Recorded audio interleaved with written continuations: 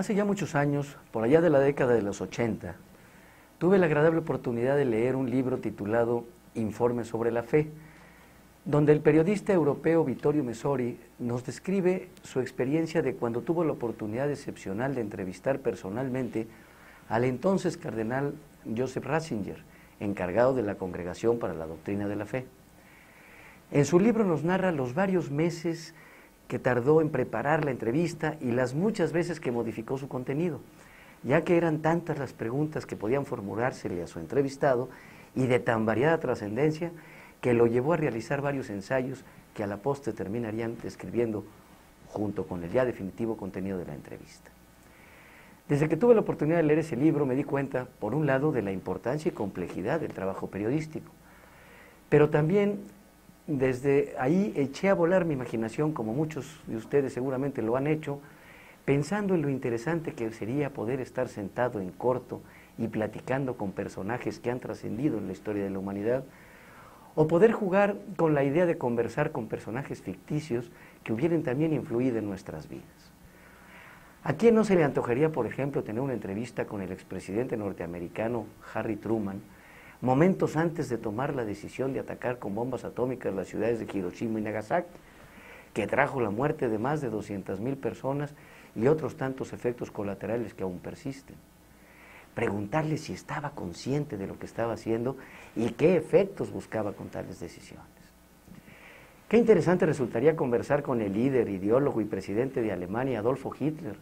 quien a través de transformar la República de Weimar en el llamado Tercer Reich, promovió el rearme de Alemania e iniciar la Segunda Guerra Mundial tras la invasión a Polonia en 1939,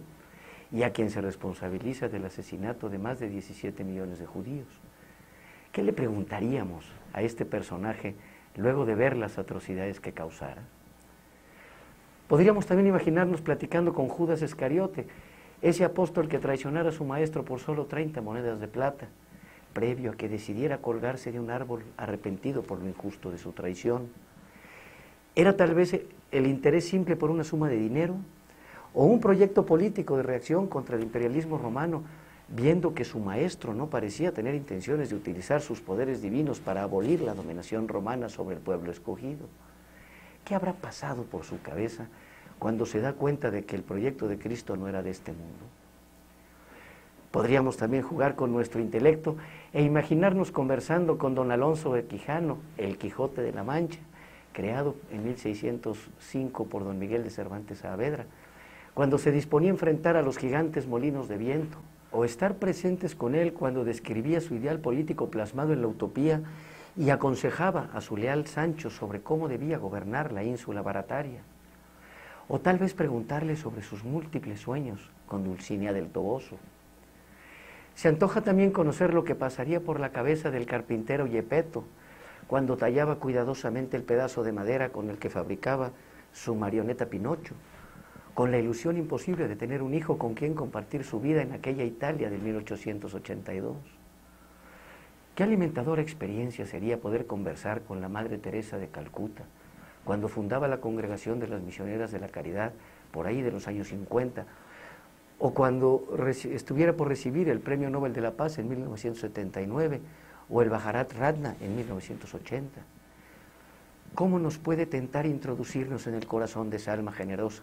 que cada uno de sus días los gastó ayudando a los que más sufren de la tierra? Imaginémonos por un momento que nos concedieran una entrevista con aquellos fabricantes de bicicletas en Dayton, Ohio, los hermanos Orville y Wilbur Wright,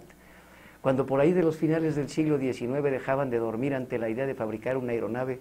más pesada que el aire, el Flyer 1, que logró volar solo unos metros, catapultado desde el exterior, y que diera pie al desarrollo de la aeronáutica actual. O con aquel cartógrafo navegante genovés, Cristóbal Colón, previo a su partida del puerto de Palos de la Frontera el 3 de agosto de 1492, abrazando la loca idea de la redondez de la Tierra, y que finalmente lo llevara a atracar en la isla de Guanahama el 12 de octubre del mismo 1492, y a quien le preguntaríamos, entre muchas otras cosas, si realmente sabía lo que hacía o estaba dejando suelto su espíritu aventurero para pasar a la historia por haber trazado las rutas hacia el oriente. Podríamos también buscar una entrevista personal y en corto con el actual presidente electo de México, Enrique Peña Nieto, solo para preguntarle los motivos que ha tenido para lograr convertirse en el primer mandatario de un país al que le urgen políticos comprometidos con sus coterráneos. En fin, hoy he venido a divertirme con la idea de entablar conversaciones con personajes como los que he referido, pero también con la idea de que si nuestros amigos de Plano Informativo me lo permiten, en mis próximas intervenciones procuraré ir tomando ejemplos como estos para tratar de sacar el provecho que podríamos obtener de entrevistas preparadas para gentes como estas. Tal vez con estas ideas se hagan menos aburridas mis intervenciones con ustedes. Hasta la próxima.